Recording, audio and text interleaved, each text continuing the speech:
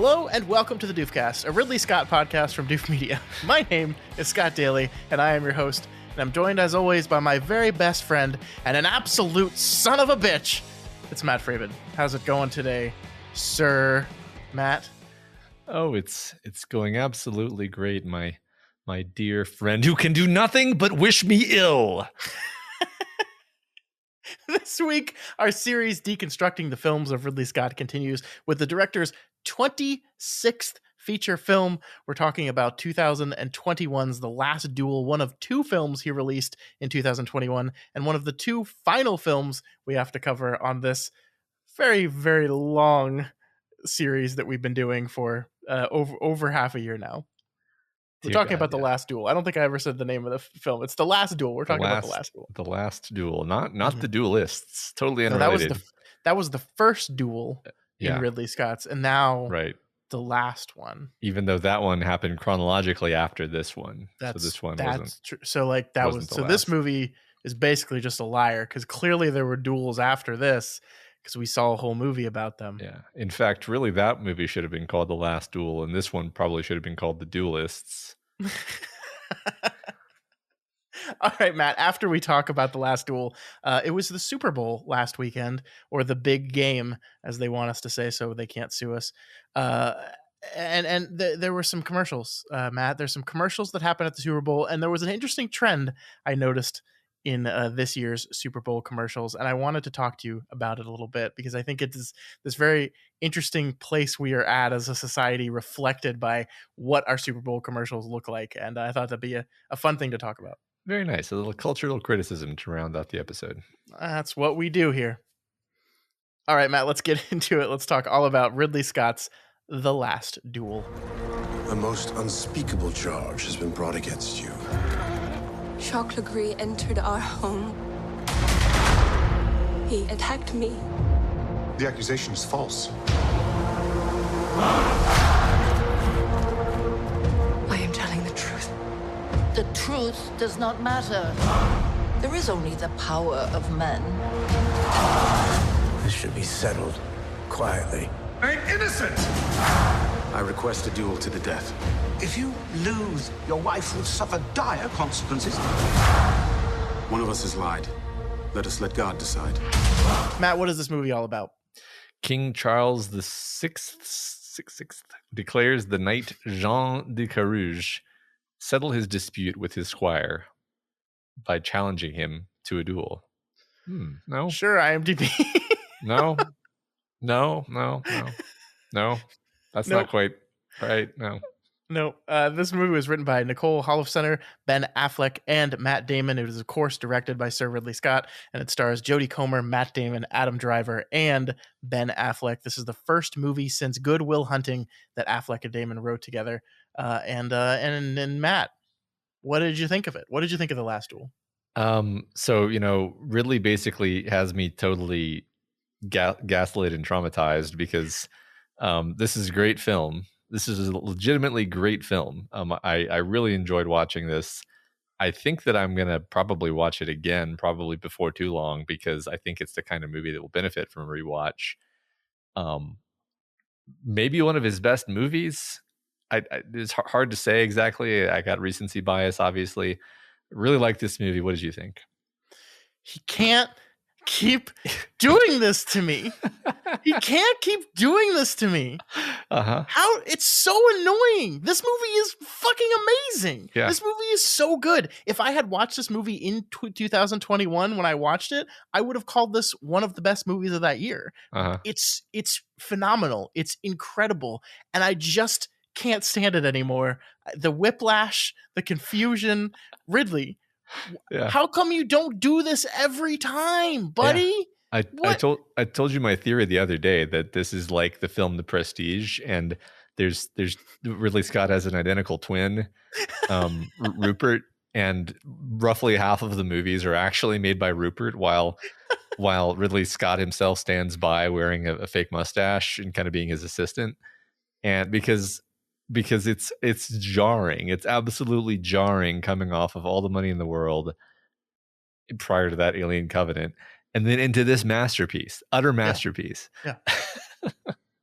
Yeah, and the thing that we've been talking about is, I think the common refrain throughout this whole thing has been the scripts. If the scripts are good, Ridley Scott does an amazing job, and I think that's true here. Affleck and Damon and their co-writer Nicole, who they asked to come in specifically because they wanted to make sure they had a woman's perspective, a woman's voice on the story, since the woman's perspective and the woman's voice is so important to this story. They wanted to make sure they had that, so they had her come in and help with the writing and write, I think almost the entirety of the Jodie Comer's character's perspective, but helped with the rest of the film as well.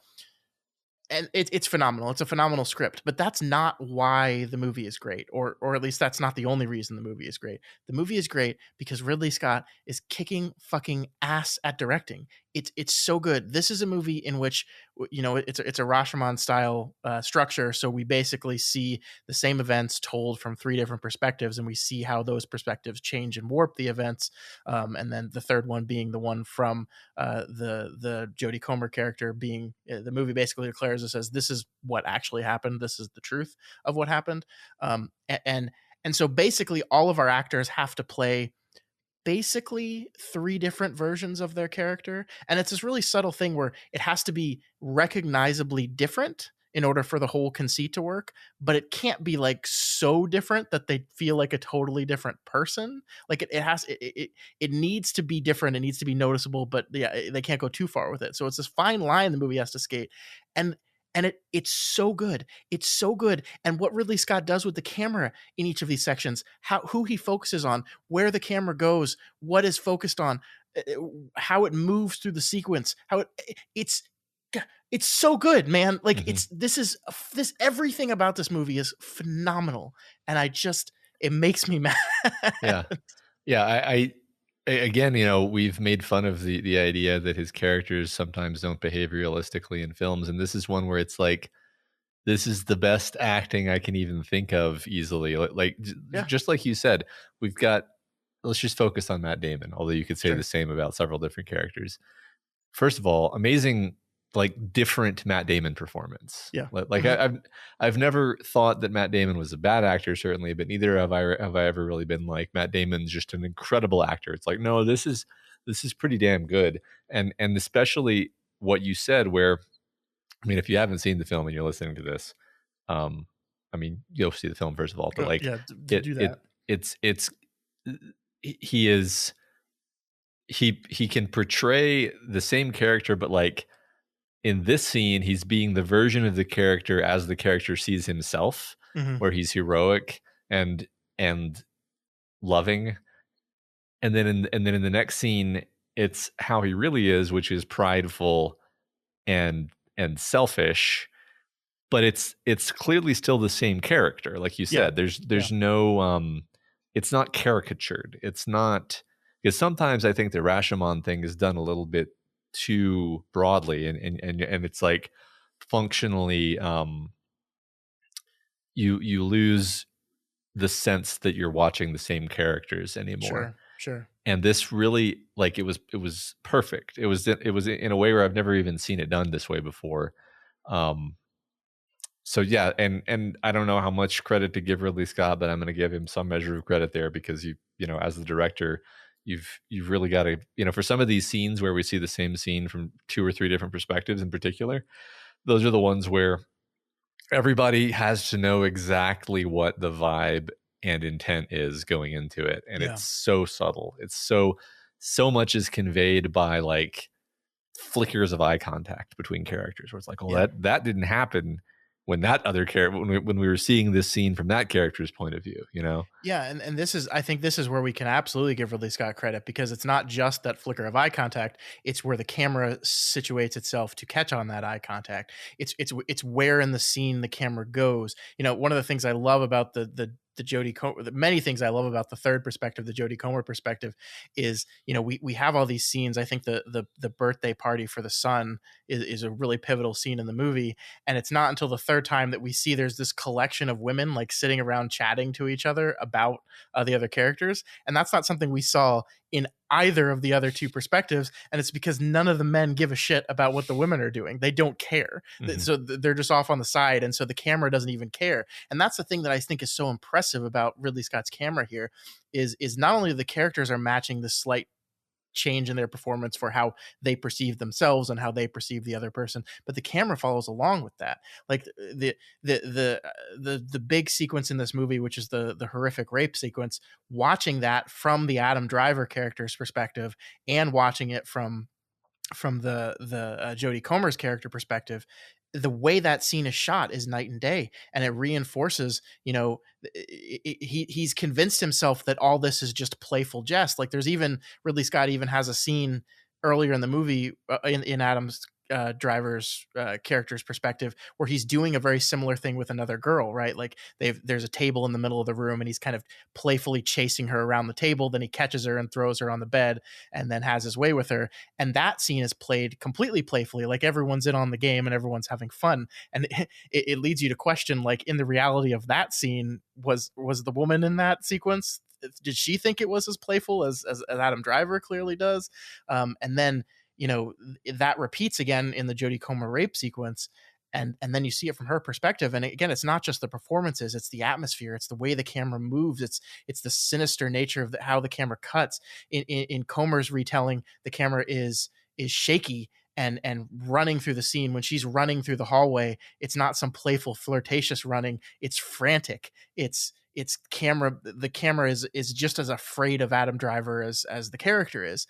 And it's just remarkable. It's showing, I think this is kind of a clinic in how editing and camera movement and cinematography and all these things above just the writing, above just the performances, can really set the mood and the tone and the meaning of a scene and sequence. And I was riveted by it, as horrifying as it was. Of course, it was very difficult to watch that scene, especially watching it twice, basically. I was riveted by how it was accomplishing what it was accomplishing. Yeah, 100% everything you just said. Every element of the film really is used to tell the story, and it conveys such subtle intent and message to it. Like when you see the scene from Adam Driver's perspective, for example, like you really get the sense that, like, okay, this is a guy who basically really doesn't think he did anything wrong. Yeah. And he goes to his death basically believing that, right? When he says to Matt Damon at the end there, when he's defeated and about to die, when he says there was no rape, he believes it. He believes that in that moment. I think the movie gets that across. Yeah.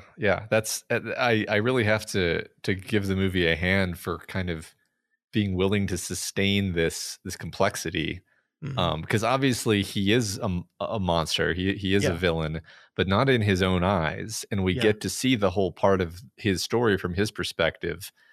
And I mean, it's interesting how nuanced it is, actually, because like I like some of the stuff toward the beginning, especially where we see, from Matt Damon's perspective, that Matt Damon saves Adam Driver's life. Yeah. And so it's like, you're going into the movie thinking like, oh, so he owes him his life, and so that's going to make it even more kind of like ironic when he's betrayed. And then it's like, well, wait. Then later we see from Adam Driver's perspective that Adam Driver saved his life too, and they saved each other's lives in this initial battle. Although Matt Damon doesn't realize that, and that's the kind of thing where you're just seeing all these. There's like that's the funny thing, is this conversation could just be us going through like 100 examples of things where a thing happened and then later it was recontextualized in a way that made you go like, that's really interesting. And that's like gives you this whole new angle on this character.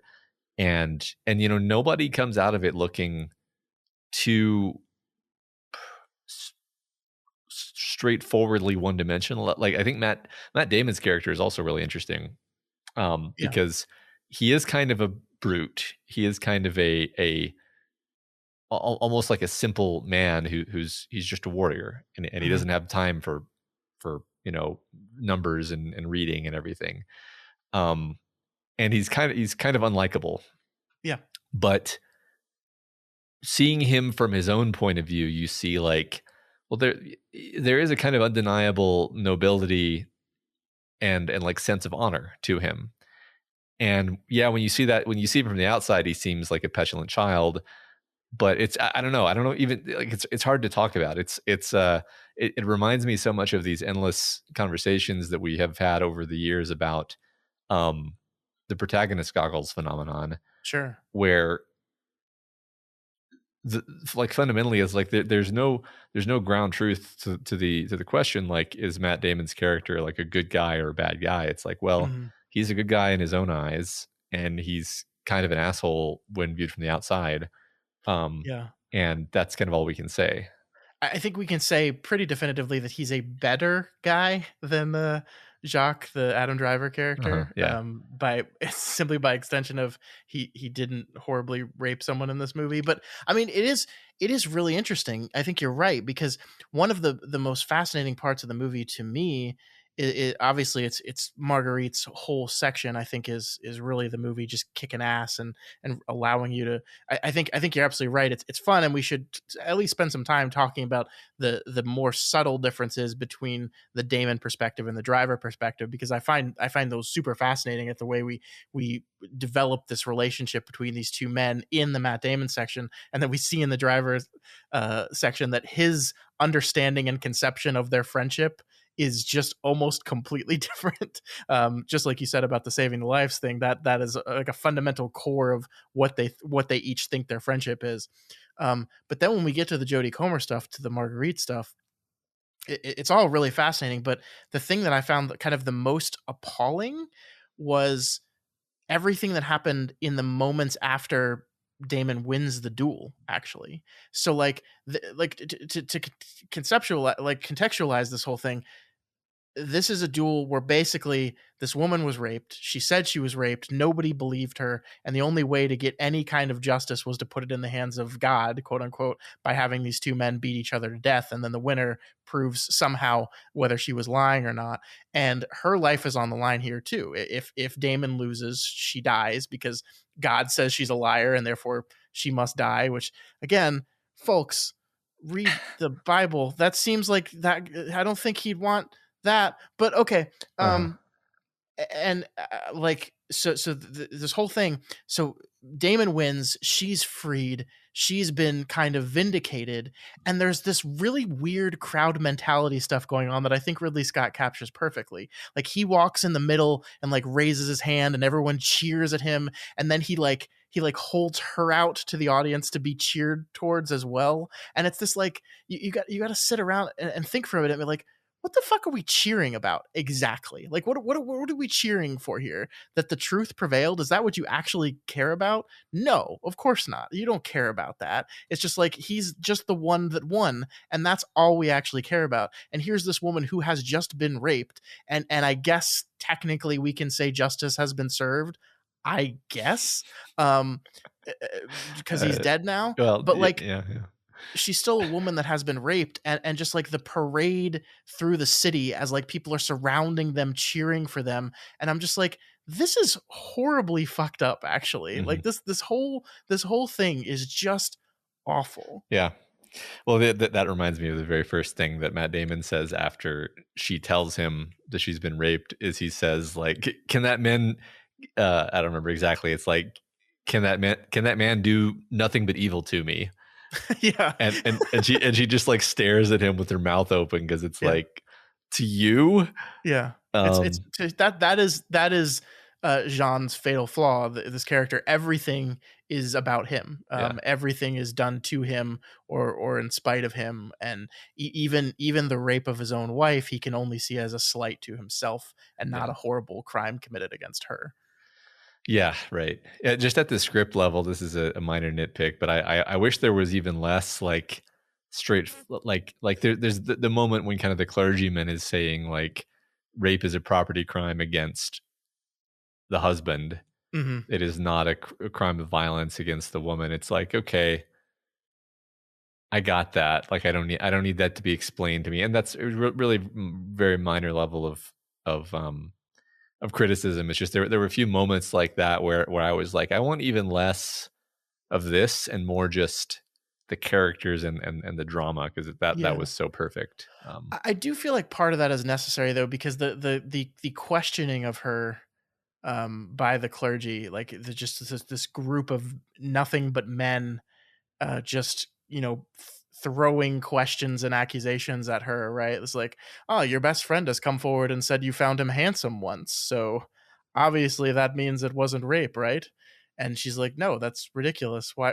Like, there's times actually where I think Jodie Comer's character kind of speaks anachronistically. Like she kind of sounds to me like a character coming out of the 21st century. But I almost wonder if that's the point, because I do think this is a movie that is, while capturing this real thing that happened, or a version of this real thing that happened a long time ago, it is speaking very directly to this moment in time.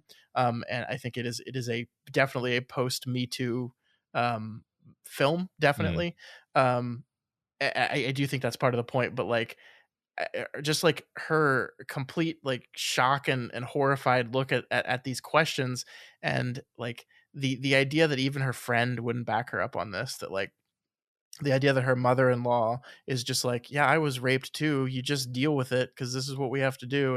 And the idea that the clergy like just ask her if she's like, the whole thing with her pregnancy, right? And this idea that like, well, you didn't get pregnant with your husband, and then suddenly 6 months after the rape you're 6 months pregnant, so you're obviously you got pregnant by Adam Driver's character. And if that's the case, we all know it's just science that the only way to get pregnancy is if you orgasm. So you must have enjoyed it, actually. And we've got you. It is like, it's horrifying, right? It's a horrifying line of questioning.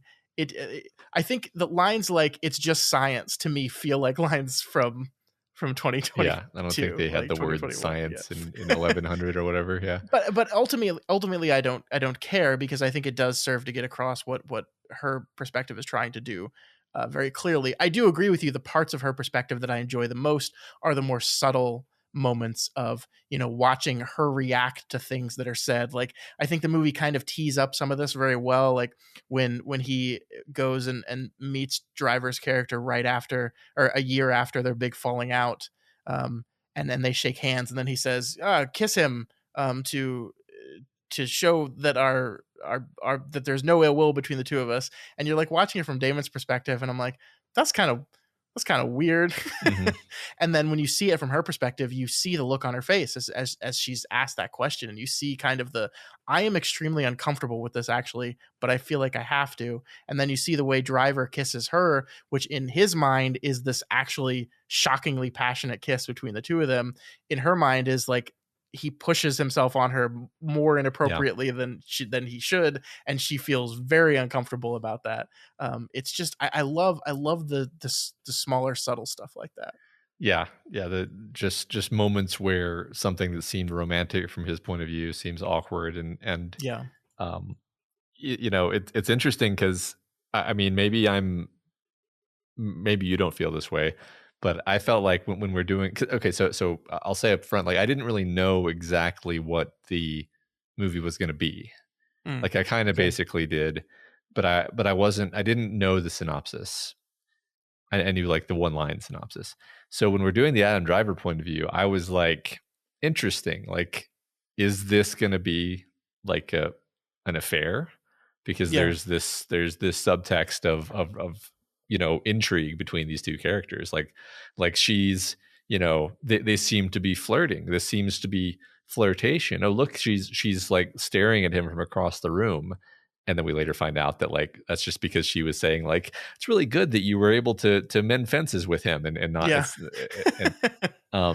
right. And then, so it turns out not to be that, but like, I do kind of feel like the movie is setting us up to feel that. It's setting us up to think like, oh, well, wait a minute, maybe this is an affair. And then of course it's like, no, this is, the final Rashomon is the truth, right? Yeah. And you realize like, no, that was just his misunderstanding of the situation. I think you're right. And I think that's the movie kind of has to do that because it really wants to commit to the bit of this fully being from his perspective. So it really Mhm. has to play with that. And I think that's one of I'll call it the dangers, although I don't really think it's dangerous. But one of the things that when crafting something like this, you have to be very careful, because you don't want the worst thing that could possibly happen in a structure like this is that the middle story is the most convincing one to you, Mhm. right? Like that's the worst possible outcome, that someone leaves this movie and says, I think a driver's perspective was probably the right one, Uh-huh. because that ruins everything. And so I think they did a really good job of staying committed to the idea, making it very clear that, in this version of the telling, she was flirting with him and she was into him and she was kind of uncontrollably attracted to him in many ways, because that's the way he felt when every time this woman looked at him, that's what he thought. Every time they talked about something, every time they joked about something innocently like friends would, he read into that much more than she did. And that is just from his perspective, she was totally into it. And so, like, the absurdity of him coming to her suddenly unannounced and saying, I love you, like, from her perspective, when that scene plays out, it's like, what the fuck are you talking about? Like, we've Mhm. barely said 5 words to each other the whole time. But like, from his perspective, this is a cat and mouse game that we've been playing back and forth every time we've seen each other in public and in court for months now. And I'm just here to fulfill the promise of our little flirtations. And it needs to be that, because that's his point of view. That's what he earnestly believes. And I do think, like, I think the question you have to ask yourself at the end of the day is, besides being a fun gimmick, what does the Rashomon type structure really do for the story here? Could we not just have told the story from her perspective all the time, and we get the message and the understanding of how powerless a woman was in this time, and continuing into the future with our problems with rape in our current society, um, how powerless a woman is, how every time they come forward with something like this, how they're investigated and attacked and cross-examined, when they're just trying to tell the truth. I think you would get all that in a Rashomon style, without the Rashomon style structure. But I think what this does, and how this enhances it beyond just another tragic tale of an abused woman, like, kind of uh, mistreated by the system, is it shows how kind of insidious this kind of stuff can be. It Mhm. shows how, the understanding that a man, like, because you ask the question, like, how could a person do something like this? Like, you're watching Driver do this to her. And I don't know, one of the things I was like is, like, just this sheer amount of disgust of, like, how could you do this to a person? It's so obviously clear that you are breaking her in every possible way a person could be broken. How do you do that? And the answer to that question is, it's very insidiously possible to do it when you build a narrative around your life that says that all women like this a little bit. They like to play this game. I think what he says to Pierre, Ben Affleck's character, is like, she gave the usual, required resistance, and then everything was okay from there. And it's just like this idea, this insidious evil idea that this is how it's done, and nothing was actually wrong here, I think, is really, really key to everything the movie's doing. Yeah, yeah. No harm was done, because I left immediately after, didn't see the harm, and Hmm. he keeps talking about love. I think is one of Yeah. the fascinating things about it, where Yeah. you know that's you're exactly right, because like he is a romantic, which is interesting, because you think of a rapist as being somebody who is purely objectifies women, Hmm. when in fact he's a romantic who he reads novels, and he talks about love constantly, and he's like, well, what am I to do? How can love be evil? And it's like, the way you're using that word is not the way that it really should be used, because he's basically just saying, like, I have like a lust that I can't control, because I don't want to, because Hmm. I've always been able to gratify myself sexually in every situation, Yeah. and I can't really conceive of not being able to, and love means that I get to gratify myself sexually with whoever I want. Mhm. He doesn't say it to himself in those words, but that is basically the way the concept operates. Yeah. And he gets to feel like he gets to almost feel like he's the victim here, where he's like, what was I supposed to do? I was in love. Yeah. Yeah. It's interesting because like I feel like toward the end of the movie, we don't really spend much time with him. We just kind of see him like sitting there looking kind of haunted. And I read into that. And again, this is, it's the kind of thing where it has no one interpretation, but I read into that like a bit of struggle and uncertainty, where you can read that as him being like, did like did I violently rape that woman? I don't feel like I did, but Yeah. is that like and I think he in the end he is self-justifying, that is his last words basically, but it did seem to at least bug him enough that he no longer seemed like his suave, totally self-assured persona. I do think he is self-justifying in the end. I think you're right, but I think there is part of that too there that, I like the idea of, I think that dust protests too much, like this idea that he's screaming that there was no rape because he believes it and he's trying to convince himself of it. I agree with you, because there's the moment when Pierre first tells him the charge is brought upon him. There's this moment where he sits back and he's genuinely is like, why would she do that?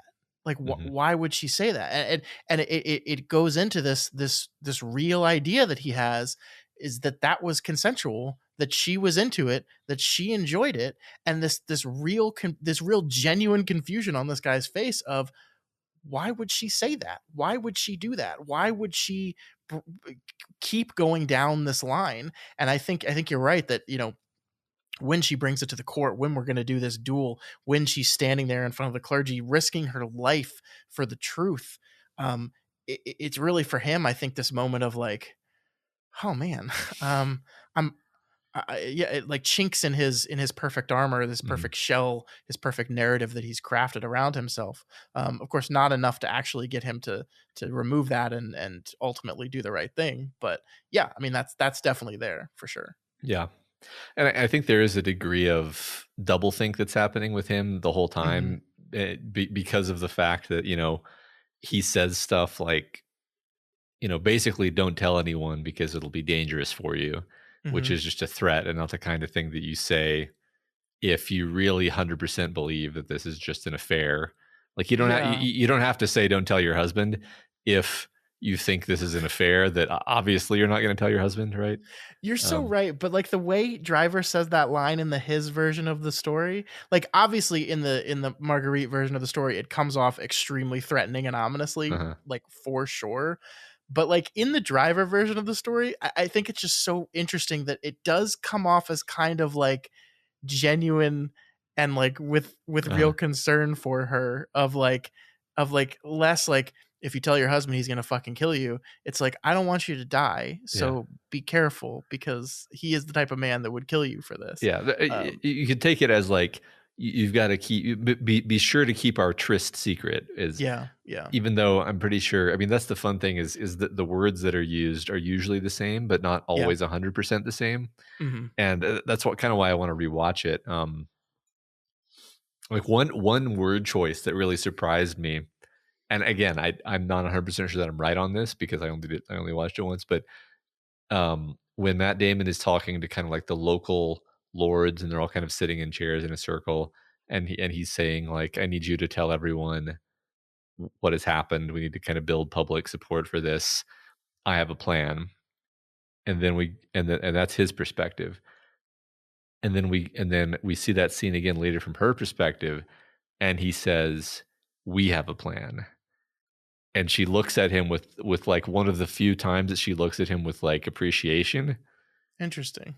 Yeah, it was like the one time in the movie where Matt Damon comes out looking less of a piece of shit in her perspective, which I thought was really like a really unique, because typically it's just, you always see him like, oh, he was actually an utter, oaf. Yeah, he's a brute. He's an oaf. He's like every moment that he comes off as like being like kind of genteel and kind, in actuality is just him like being gruff and not very loving to her for sure. Yeah. Like we didn't actually see it from her perspective, but the line at their wedding when he says, "I'm a jealous man. You'll dance with nobody but me tonight," and she says the line, "And forever after." Like I really wish we had kind of gotten to see that sequence from her point of view, because I just have this really distinct feeling that the way he says it in his head is kind of more charming, and like I'm a jealous man, so you dance with no one but me tonight. But like I just feel like the oafish Matt Damon that is in reality would have said it like much more ominously and seriously, and her response of every night after would have been like, oh yeah, okay, I know, I maybe I didn't fully understand what I've gotten myself into here. Yeah.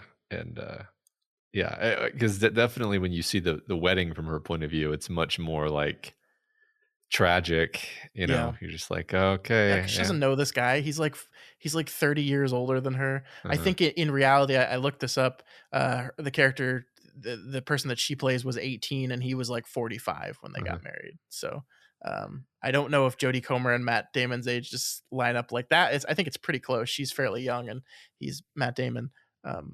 But that's kind of the way it was. And I mean, the other cool thing that we haven't really talked about yet is like her hyper competence at running the estate, which is something we don't see from anyone else's perspective, obviously, because none of the men give a shit about that at all. Yeah. Like Damon comes home from war after being gone for like 2 months, and like everything's been taken care of perfectly, and he doesn't even question or ponder how that's possible. But from her perspective, like she's just been kicking ass, and like your master forgot to collect rent last month. He just forgot. So was the point of that basically that like Matt Damon, like half of the plot of this movie hinges on the fact that Matt Damon's finances are in shambles, and that he can't pay his debts. And it's like, is this just because he's bad at managing his household? Like, is it as simple as he doesn't bother to ask people for their taxes or whatever? Yes, he's an idiot. He doesn't manage taxes. Like he doesn't the whole horse breeding thing was really interesting too, because he just doesn't understand how to actually take care of horses.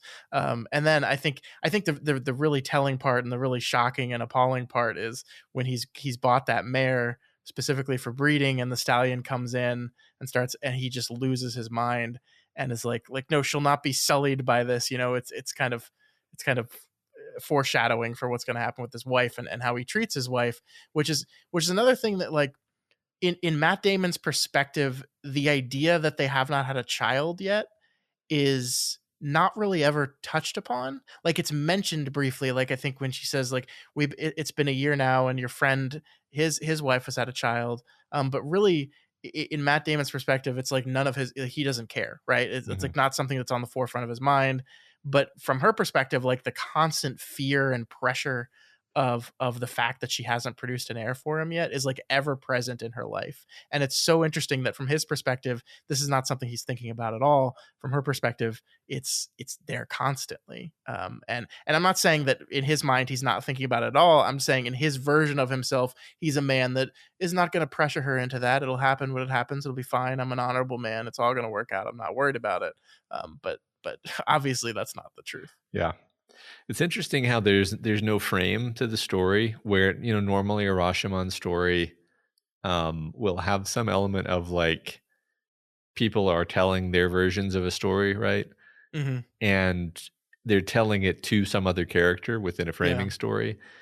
And in this movie, there's not any of that. And in fact, you're not even aware you're watching a Rashomon story from the beginning. So the interesting consequence is that we're not entirely sure, like, this is the story according to him. So like, is this just the way that he would tell this story if he had to, or is this how he sees himself?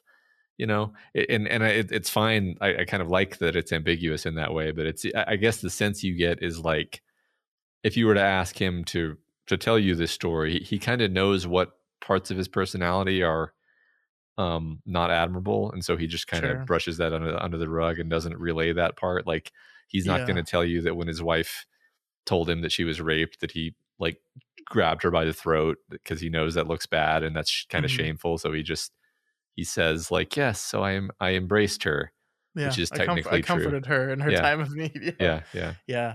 No, No, I think you're right. I mean, I knew this was a Rashomon type story going into it, and so I was a little surprised that we didn't get that kind of you know, setting thing. I mean, I think the way it's structurally done is each section is called like chapter 1, the truth according to uh blah blah blah Mhm. character, and it continues that way. So I guess you could argue it is their like testimony before a court, although we see a scene with testimonies before a court and it's not exactly that, but I Mhm. guess you could argue. I don't think it needs that kind of structure around it. I think it works effectively the way Yeah. it is, but I agree with you.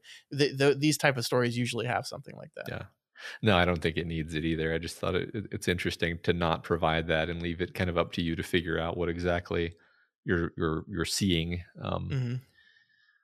Um, I really love the. I I think we've spent a lot. I don't want to like talk too much about the driver Damon character's relationship, because obviously the main focal point of this is Jodie Comer and her character and what her character goes through. But I do really like, looking at the just the first two stories, and looking at the way, talking specifically to the way these men perceive each other, and the way the movie allows us to see their perception of each other. You said it perfectly that in Damon's perspective, he saves Driver, and so the way he perceives their friendship is always from the perspective of like, I can't believe this guy kind of betrayed me at the end. And mhm. so like he's always kind of seen as kind and subservient to him a little bit, and it's just like it's crafted to really emphasize the idea that Driver, both getting the land and taking the captainship that was supposed to be his, were like outright betrayals of their fantastic friendship, right? Mhm. Because just the way, and again, the camera supports this, the way the camera shows the two of them interact. I think even the way the camera like positions itself to where Driver is often looking up, or is behind Damon. Like it's clear that Damon is like the better one, the nobler one, Mhm. and Driver is kind of his is beneath him in a lot of Mhm. ways.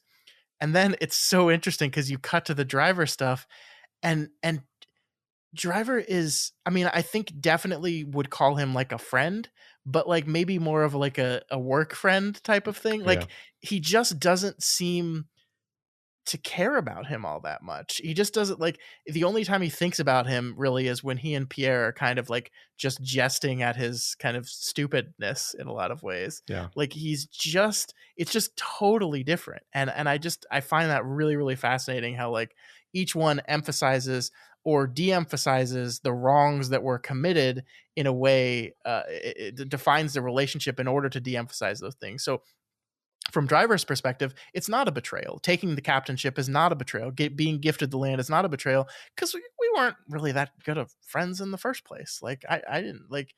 Yeah, it was promised to you. This guy gave it to me. What am I supposed to do? And of course, from Damon's perspective, it's almost the exact opposite. I just think that's really, really cool. I just that it's really effective. Yeah, yeah, I agree. I mean, I think from Driver's perspective, basically, it's like, yeah, we were war buddies, and like I Mhm. respect him as a warrior, but that doesn't mean we are like good friends, Yeah. and there's really nothing more to it than that. And like, I'll defend him if I'll defend him a little bit if you shit talk him, but like not, I won't defend him too hard, you know. Yeah, I'm So not gonna like stick my neck out. Like the whole thing where he says, in the Damon perspective of like, I'm gonna go back and talk to Pierre about your back taxes and I'll get that all settled. I just like, we don't even see that scene from mhm. Driver's perspective, because I don't think in Driver's mind something like that happened. Yeah. I love it. I love it. Yeah, right. I mean, I think, yeah, like you said, Driver's just not thinking about him at all. Hmm. I do like. Yeah, I'm not sure how this fits in exactly, but just like it's just, it makes it fun how there are certain scenes where you just don't really see what happened when it's from Damon's perspective. Like when he goes to confront, um, he goes to confront them at the ceremony where the captaincy is handed over to Driver, and Uh-huh. it just cuts away at a certain point, and then Yeah. later you see what actually happened, and it was just like so cringy and embarrassing, because like you see from Driver's perspective, this is just a guy who shows up randomly and just publicly humiliates you for no reason, Hmm. and just like screams at you, and you're like, God, like like from Driver's perspective, even you're like you're like Driver feels like I'm being pretty patient actually. Like Yeah. I'm being a pretty good friend to like not ruin this guy's life for the number of times that he's just like come at me for stuff that I didn't even do to him on purpose. It's Yeah. yeah. I think that goes into the theory that like they are, telling their version of the story to someone in Matt Damon's version of the story that did not go well for him and it made him look like an idiot. So in his retelling, I'm just going to leave that part out and I'll just put it in the part where I told my wife that I kept my temper. I loved that scene so much. And it's like, we are no longer welcome at court. It's just like, oh, you fucked up. Yeah. It's funny. For some reason, my brain,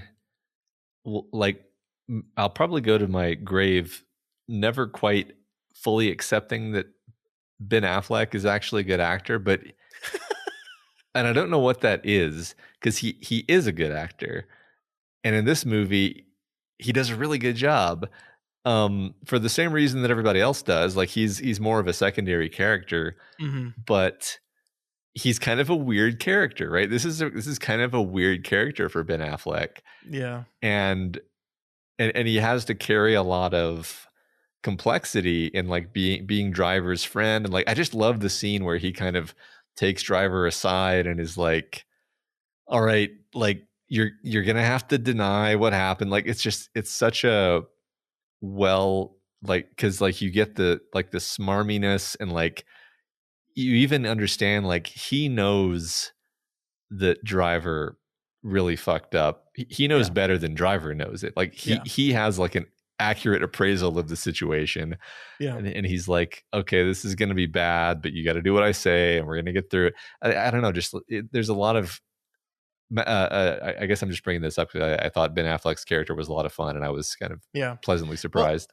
Well, he employs the Affleck smile that Gone Girl so wonderfully employed in that wonderful sequence where he smiles at the news report of his wife's missing and presumed murder, and he uses that again here. Like I do, it is wonderfully horrible when he says and you're going to have to go to the court and have to be ruled innocent by the court. But it just so happens that in these parts, I am the court. And he's just got this like gleeful smile on his face that he's like, not only does he know there's not going to be any actual consequences for this thing, but he's like excited about it a little bit, like getting to flex his power and getting to demonstrate how in control of this whole thing he is.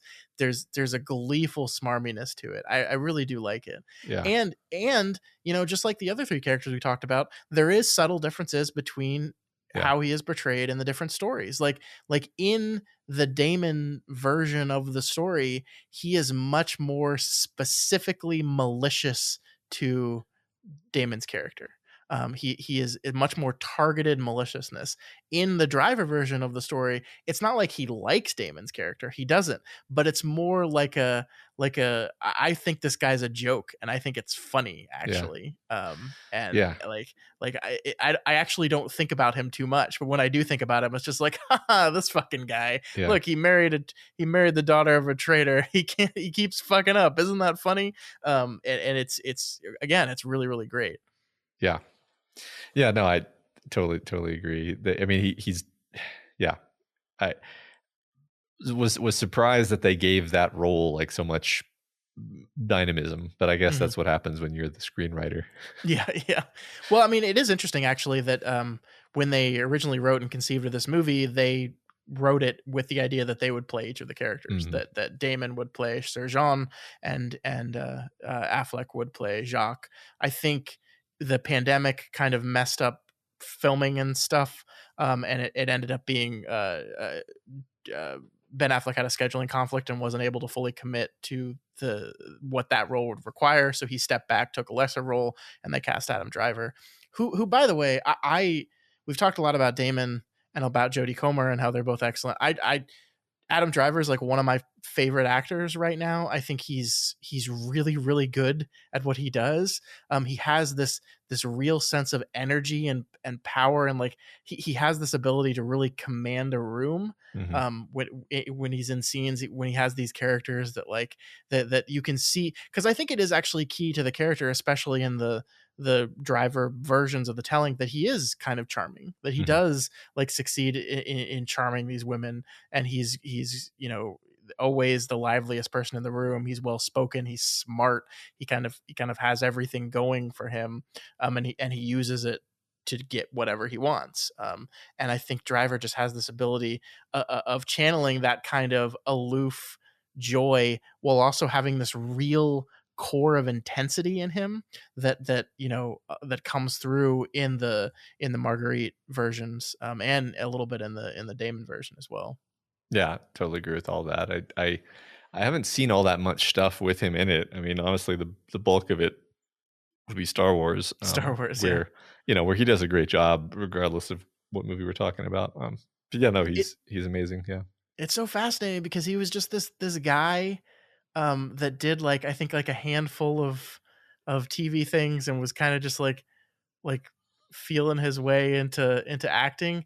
And I think like he was cast in the HBO show Girls as the boyfriend of the lead character in that show, and like from there his career just like took off. He's like that's a show that I remember watching when it came out, and I don't know if time has been kind to that show, but he was so immediately watchable in that thing, that his career just kind of boomed from there. It's funny to me, like, because he's the perfect example of like all you actually need is charisma. Because like in this movie, they're like, he's, all the women are like, he's so handsome, and I'm like, he's not.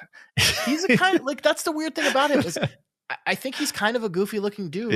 Yeah. But I also do think he's kind of handsome too. Like it is this the power of charisma and the power of confidence and the power of just holding yourself and presenting yourself a certain way. It goes a long way, actually. Exactly right. Like you can. That's what's amazing is he can magically transmogrify kind of weird features into handsomeness just by owning them completely, and it's actually kind of inspiring, honestly.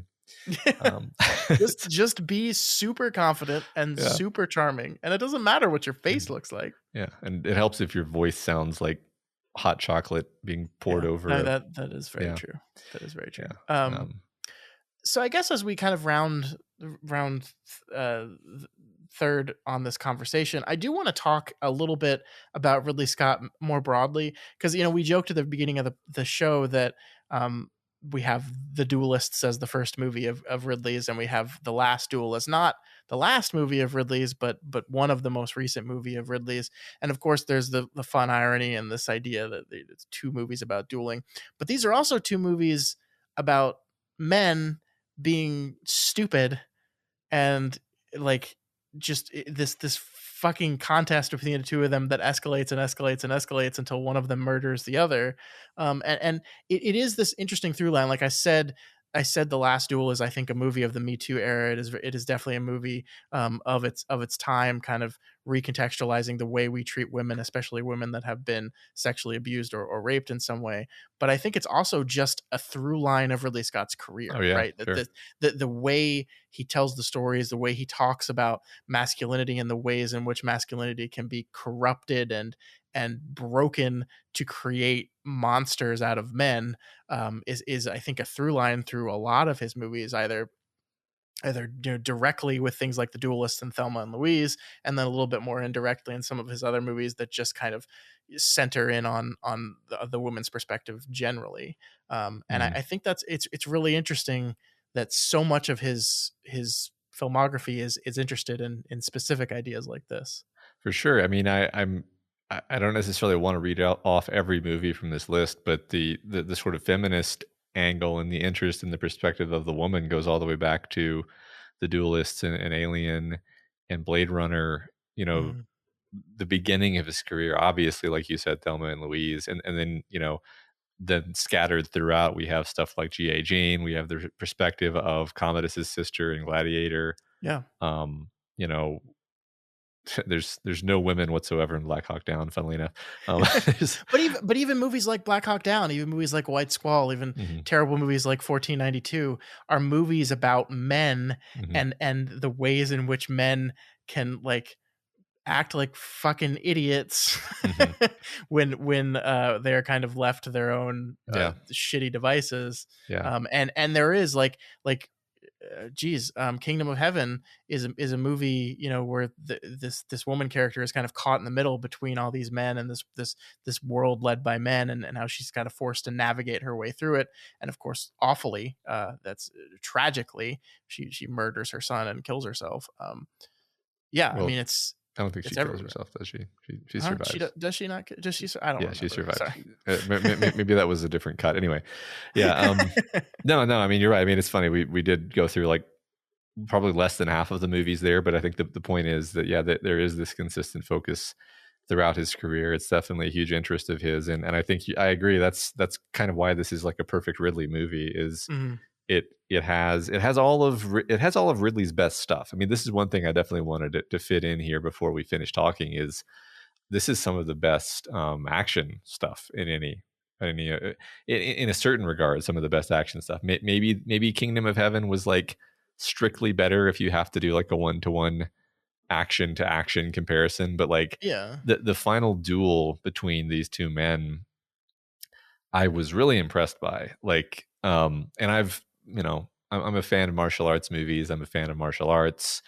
The visceral, like bloody brawl of steel and smashing and stabbing and like the way their faces get all beat up and it's like perfectly done. In fact, I was watching it and I was like, I wonder if somebody had to have gotten hurt doing this because they're wearing this heavy armor and it really looks like they're like striking each other really hard and swinging these swords and it's like, yeah, well, couldn't you say that about any action scene? And it's like, well, that's the point. Is like this is done so well that it really feels dangerous and like plus you're on the edge of your seat. I didn't actually know who was going to win the I fight. didn't either.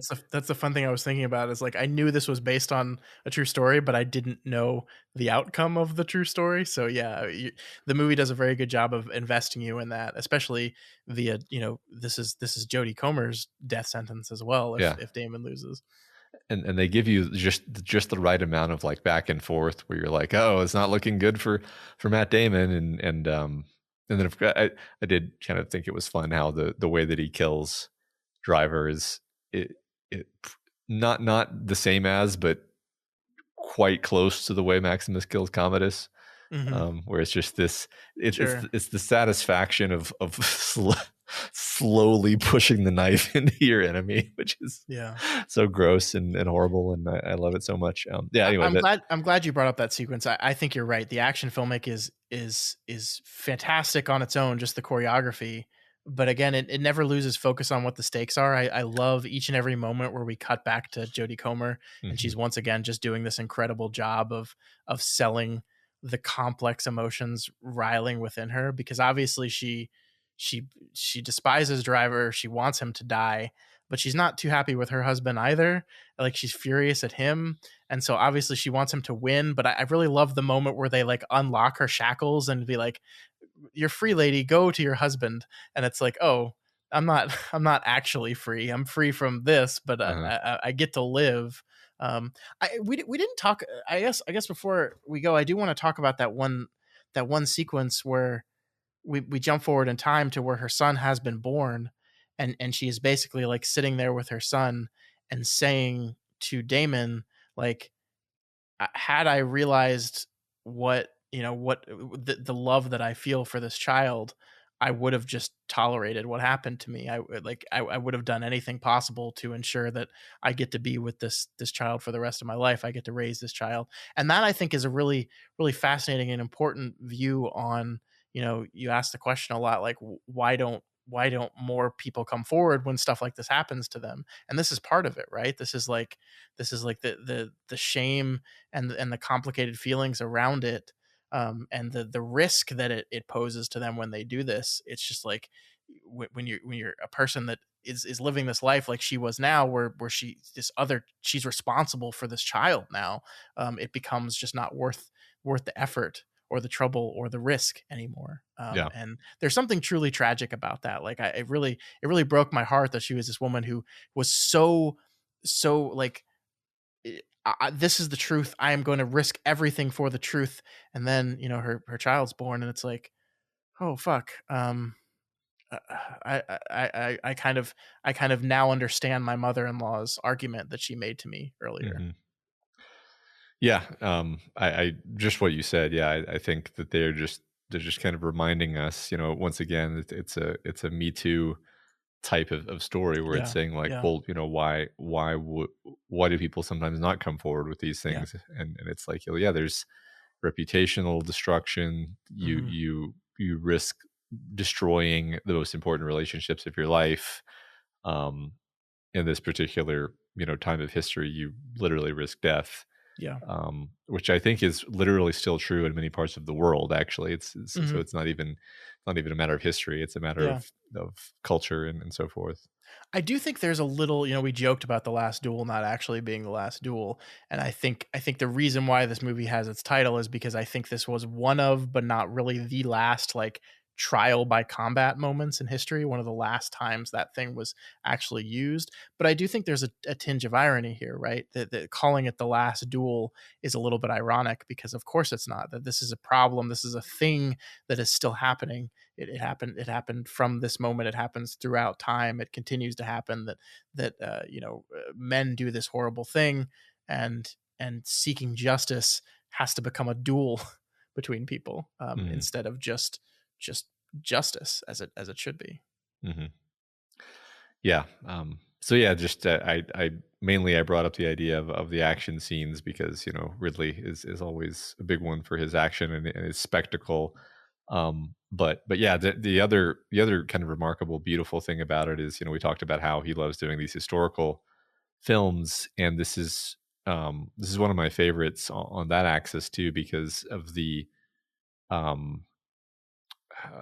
I don't know if there's like a word for this, but like the tone of like cold dreariness that pervades so much of the movie, and you're in these like castles of cold stone, and there's something about like the color grading perhaps, and I think also the lighting, where it's just everything feels cold, like the light itself feels cold and the sky is overcast.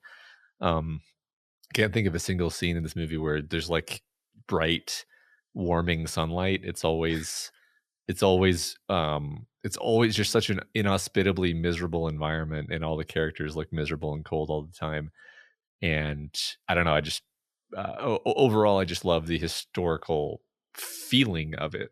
In the same way that Gladiator is like warm and golden, and this is like cold and dreary, and it's just really, really nice. Yeah, well, that's Northern France for you.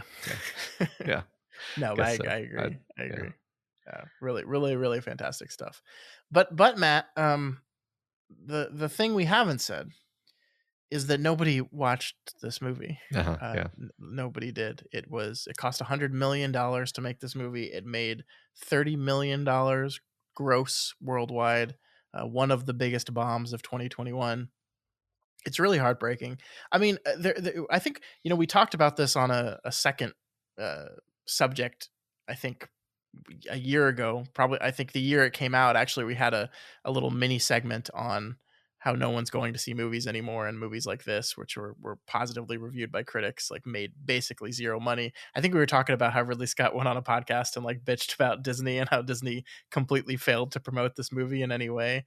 Like there's a part of me that gets it, because there's a part of me that goes like, what kind of person is going to spend their Friday night to go out to the theater screen and see a 2.5 hour a movie about a woman being horribly raped, and how society just fucks her over, and she only gets to be believed and gets her justice via men beating the shit out of each other. Like that's not like a fun Friday date night thing. Yeah. So like I get it, but it does break my heart a little bit that no one really gave this movie a shot, including me. I didn't see it when it came out. I didn't see it either. I mean, I felt,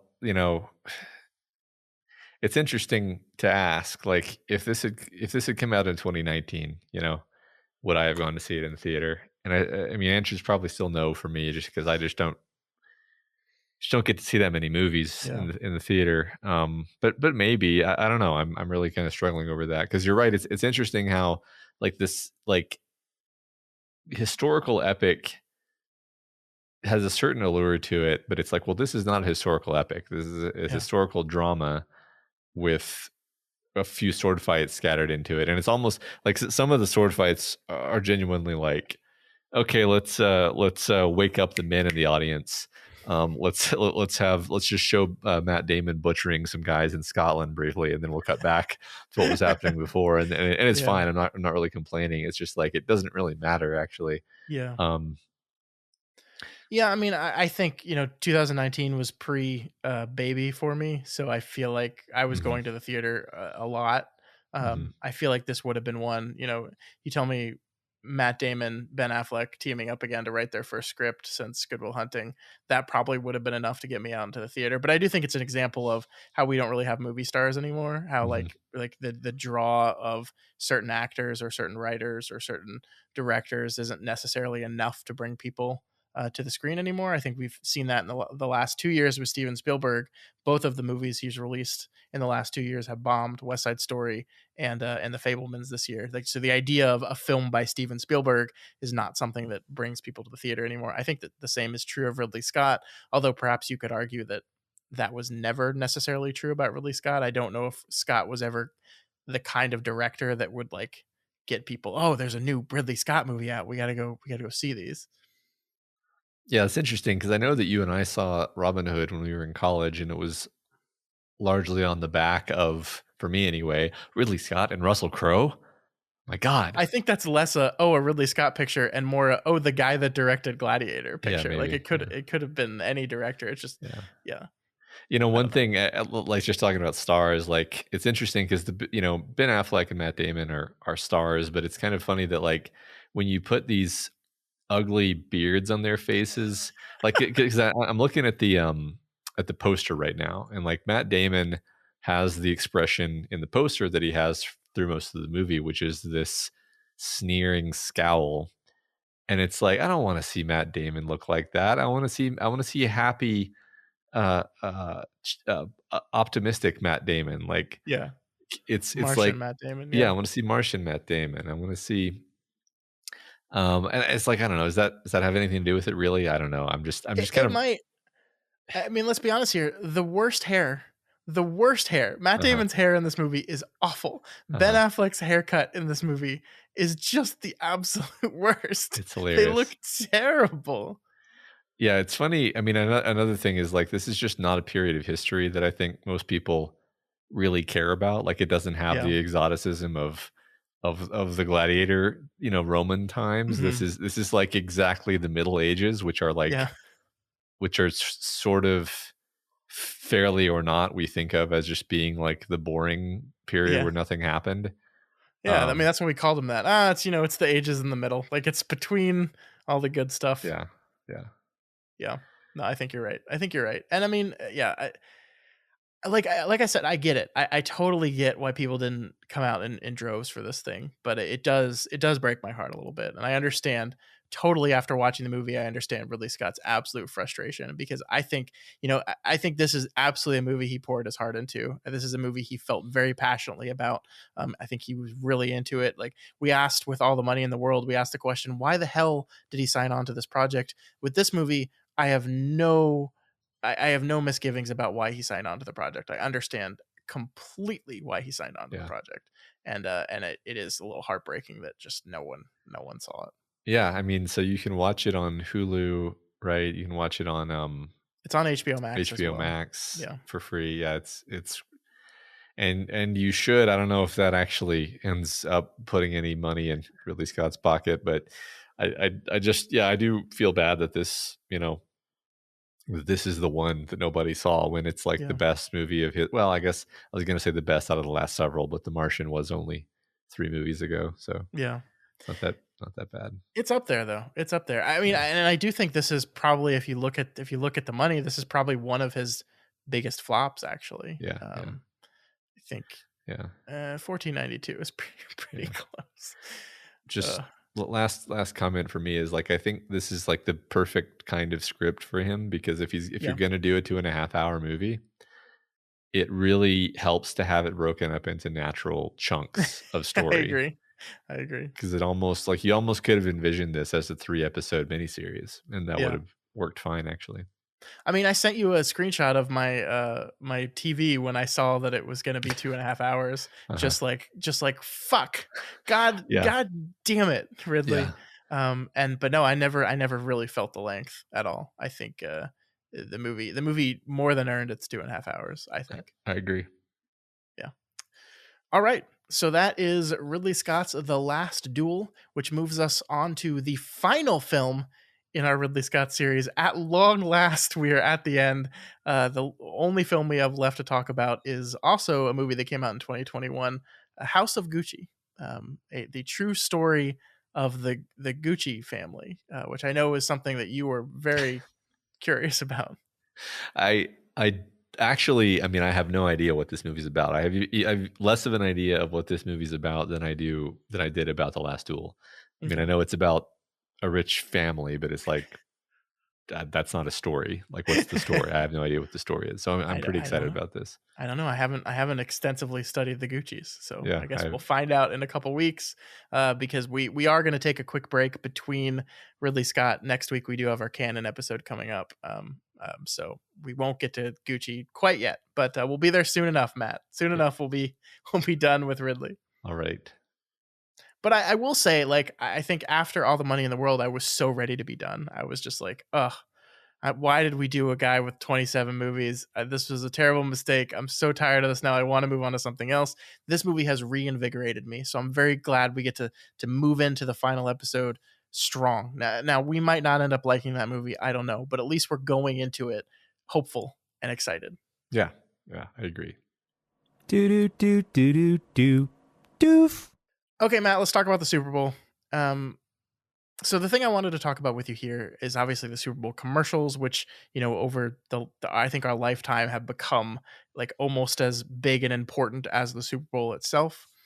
And the thing I noticed here this week, this year specifically, is the Super Bowl commercials are just celebrities appearing in a commercial to say buy something now. Like I don't know if you recall the Super Bowl commercials of our youth, the 90s Super Bowl commercials with the Budweiser frogs, and they were always like these big expensive commercials that obviously the ad agencies like turned the most amount of creativity to, because this was going to be watched by the most amount of people and it was the most expensive ad space on the planet, and so they just really turned up that creativity dial. And man, all the commercials this year were just, look at these famous people. They're just like us. Or they're randomly in movies. Or here's Alicia Silverstone redoing the scene from Clueless that she was in 30 years ago. And that, buy the things now. Here's Walter White and Jesse not making meth this time. Instead, they're making popcorn chips. Yay. And I'm just like, it sucked. Like, it's not like commercials are great, but it sucked. All these commercials, I'm just like, y'all, this is bad. This is bad. And it got me thinking about like this concept of quote unquote selling out, you know, where like we had this idea that like, you know, especially amongst artists, that that everything is for the art. You make your art, and doing stuff like this is selling out to the man. And I guess we just don't care about that anymore at all. Yeah. It seems that we have moved past that moment culturally, because I don't know that the young people I interact with, I feel like if I tried to say something like, man, can you believe that they sold out like that they would genuinely be like, I don't understand what you mean. I don't even know what you mean, you know? So yeah. And like Workday Workday, the human resources business software, did a commercial with Ozzy Osbourne and Joan Jett in it, like hawking this fucking like HR payroll software. And I'm just like, what the fuck? What happened? What Oh my happened? God. And it's just like, it's so fucking crazy. And I want to say, like, I want to be clear here. I think it is perfectly fine for a celebrity and artist to be approached by a company and have them say, would you like $200,000 for one day's work? And I totally agree that if I was in that situation, I would say, yes, fucking absolutely. Give me the chips. I love the chips. The chips are delicious. But I think it's weird that the culture and society doesn't then go, boo. Uh-huh. You sell out. That Yeah. sucks, actually. Right. It's so weird to me. The problem, I agree. The problem is not with the celebrities accepting it. The problem is that it seems like in the old days, the celebrities would understand that accepting such an offer would damage their reputation significantly enough that they probably ought not to accept such an offer. And thus, in a sort of tragedy of the commons fashion, we have destroyed our ability to condemn people for selling out, and now just everybody sells out all the time on every platform, 100% of the time, to the maximum possible extent. And I do wonder what role podcasts and TikTok and things like this, and the concept of influencers being like the newest generation's celebrity has on this whole thing.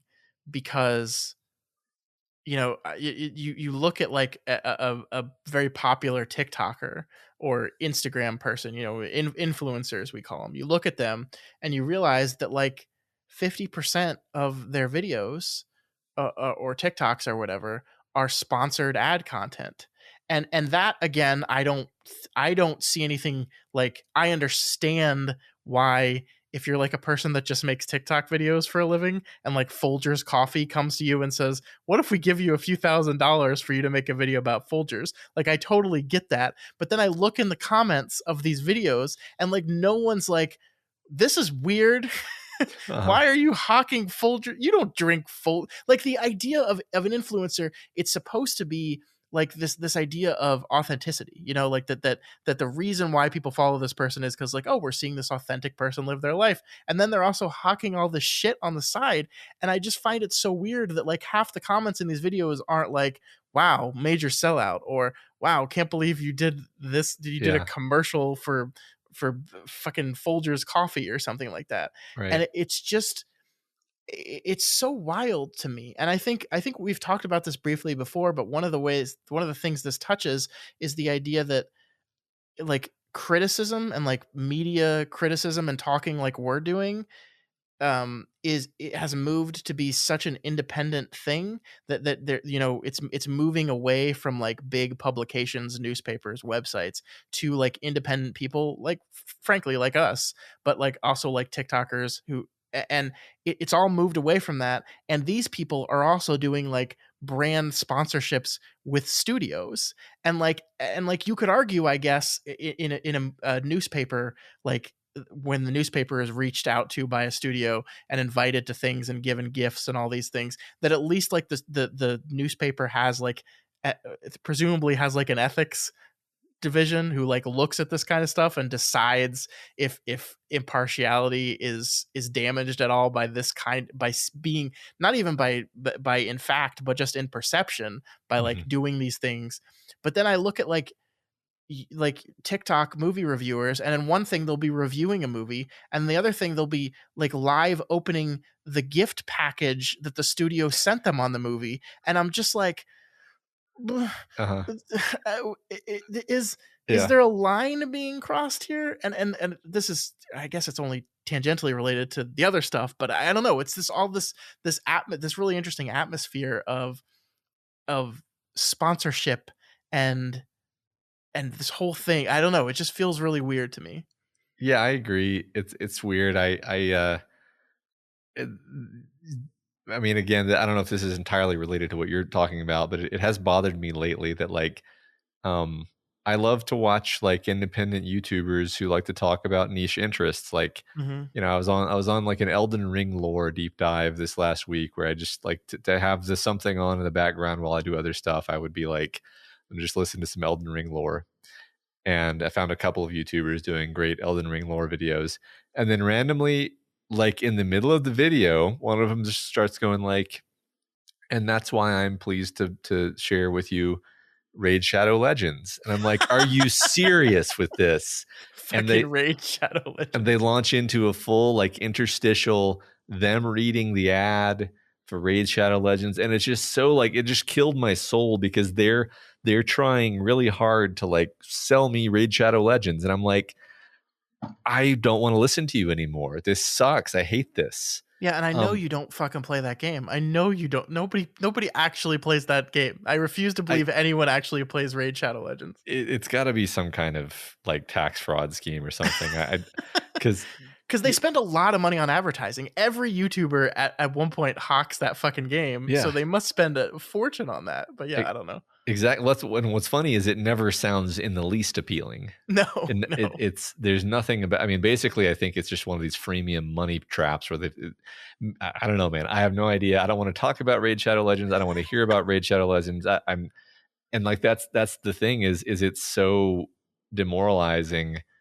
Like I don't even mind when an influencer mentions some product where I'm like, yeah, I could buy that you like actually use that product and you're just recommending it to me.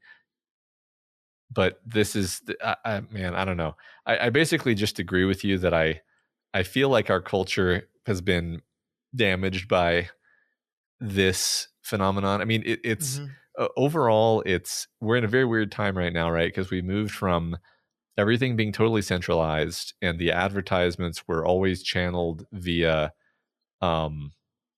the edifice of like a TV studio or whatever. Whoever's responsible for putting the commercials on your TV or putting the ads in your magazine, putting the ads in the newspaper or whatever, billboards, like it's all very sort of centralized and top down, and it's become this insidious weirdness where it's like you have to like be afraid that your favorite podcast is going to start running ads, and they're going to, and not just running ads, but they're going to be these cringy like embarrassing ad reads done by and it's just going to undermine your trust and enjoyment in this personality that you were kind of admiring. Yeah, again, and where I'm torn here is this idea that like I want those people to be successful, right? Like I want, like you're watching this great YouTube video, this guy works hard on this content for you, and really the only way for him to continue to do that thing and to be successful in that thing is if he's getting some money for it. And so it's this real, I understand, I completely like if I'm being entirely honest with myself, and I think you would agree with this, if Raid Shadow Legends approached us tomorrow and offered us like $20,000 to hawk their shit on our podcast for the next 6 months, I would probably be like, fuck yeah, man. Like, like, hell yeah, that's a lot of money.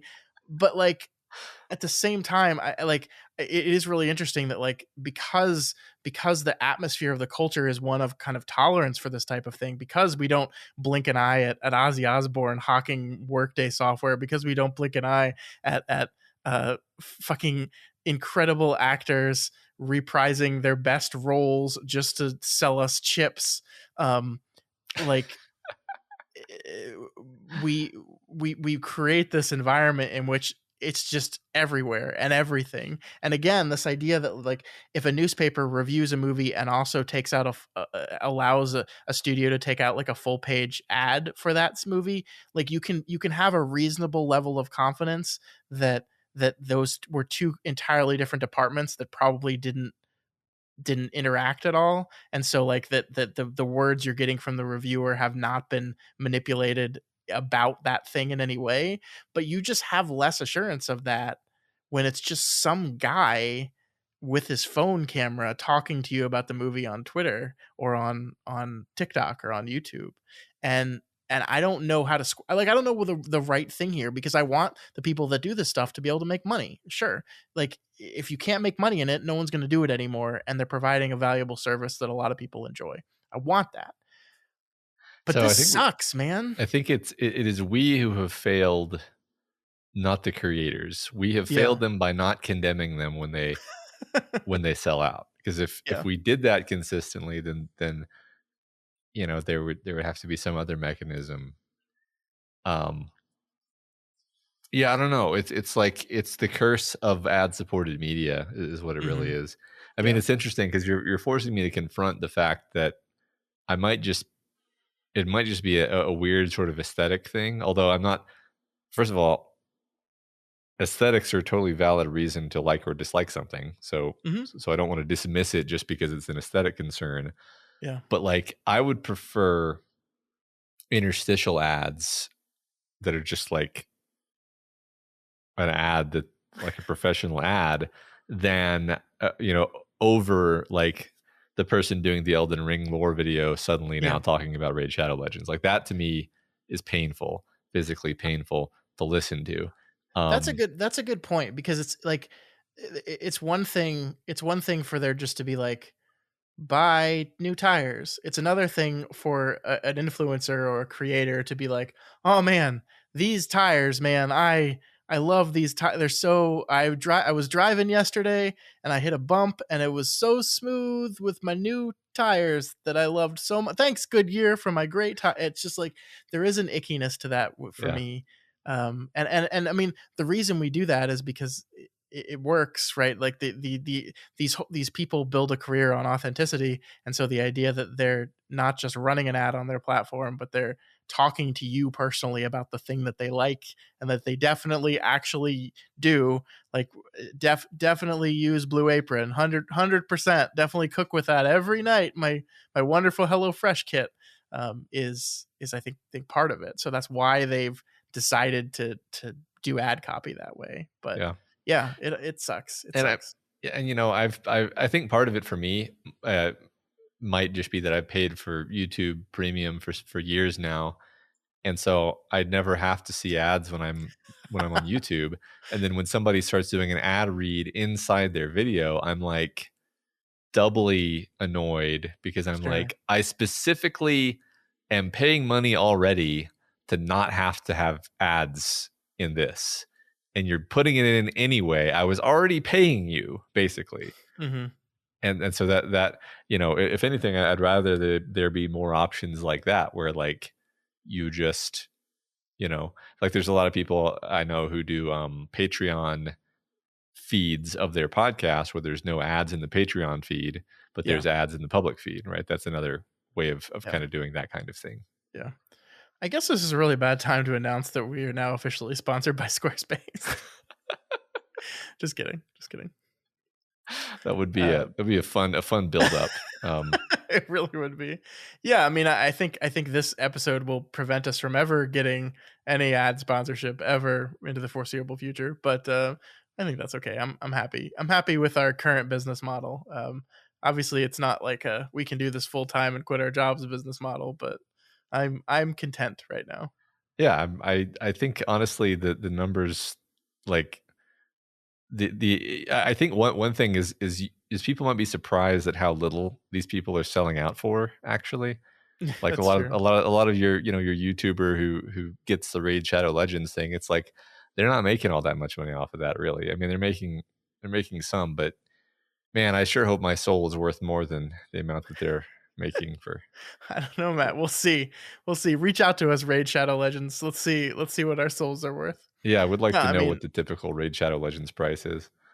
I want to ask Ozzy Osbourne if he knows what the fuck Workday is, because I don't think he has any idea what that software is, and was just in a commercial for them. So I agree.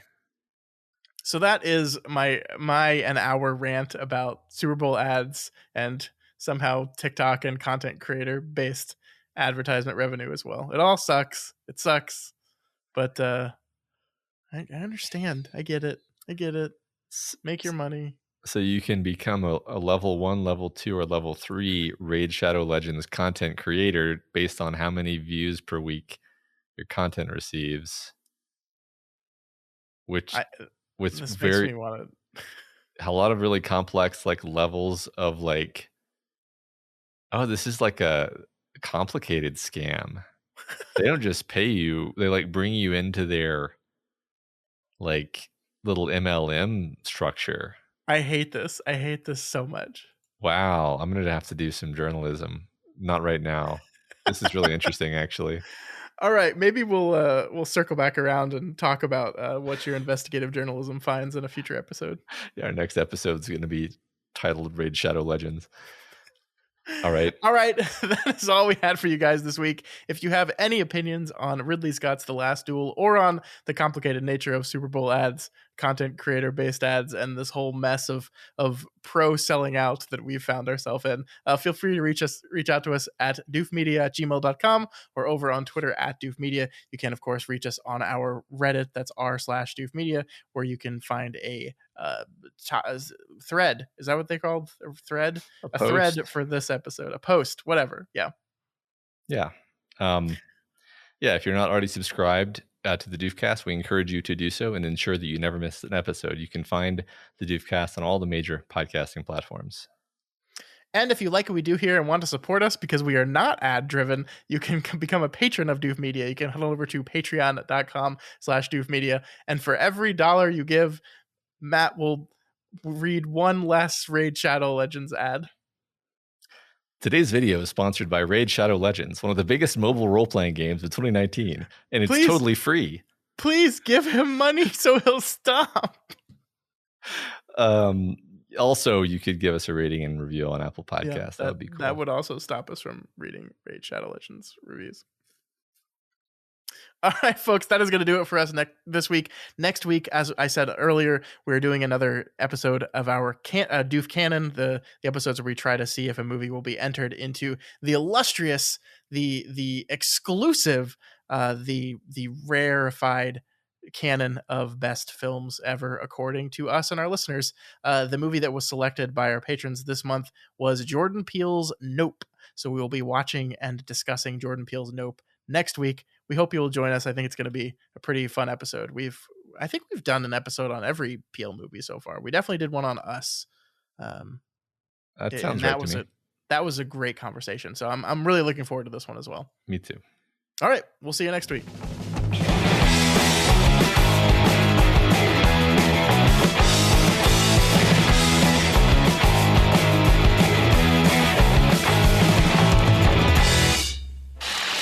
My name is Doof, and you'll do what I say. My name is Doof, and you'll do what I say.